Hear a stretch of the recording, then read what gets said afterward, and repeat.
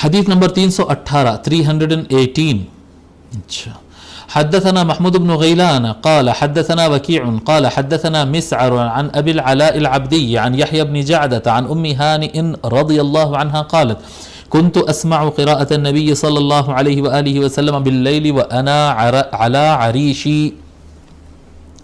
حضرت ام ہانی رضی اللہ تعالی عنہ روایت فرماتی ہیں کہ رسول اکرم صلی اللہ علیہ وآلہ وسلم کی تلاوت کو میں سنتی. کون سی تلاوت ہے یہ رات کی نمازوں میں سرکار جو تلاوت کرتے تھے اس کی بات ہو رہی.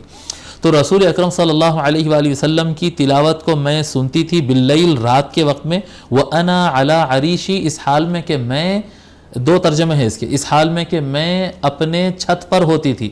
یعنی عریش کہتے ہیں نا یہ جو سائباں جو ڈالا جاتا, سجا جو ڈالا جاتا. تو رسول اکرم صلی اللہ علیہ وآلہ وسلم اگر نیچے ہو وہ نماز تہجد پڑھ رہے ہیں اور میں چھت پر ہوں تو چھت پر بھی مجھے آواز آتی تھی. یعنی آقا صلی اللہ علیہ وآلہ وسلم رات کی نماز میں آواز سے تلاوت کرتے تھے کہ چھت تک بھی آواز آتی تھی جی. اور دوسرا معنی اس کا ہے جو کہ زیادہ اقرب الی الفہم ہے, یعنی جو زیادہ صحیح سمجھ میں آتا ہے, صحیح معنی یہاں پر عریش عرش تخت کو بھی کہتے ہیں, عرش تخت کو کہتے ہیں عریشی, یعنی میں اپنے تخت پر ہوتی.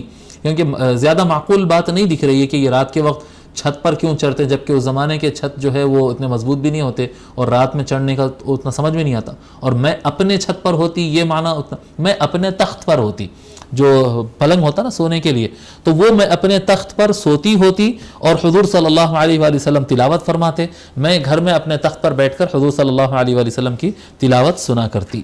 ٹھیک ہے, وَأَنَا عَلَىٰ عَرِيشِ مجھے یہ بات یعنی نبی اکرم صلی اللہ علیہ وآلہ وسلم, بتانے کی بات اس کے اندر ایک ہی ہے کہ نبی اکرم صلی اللہ علیہ وآلہ وسلم تلاوت آواز سے فرماتے تھے.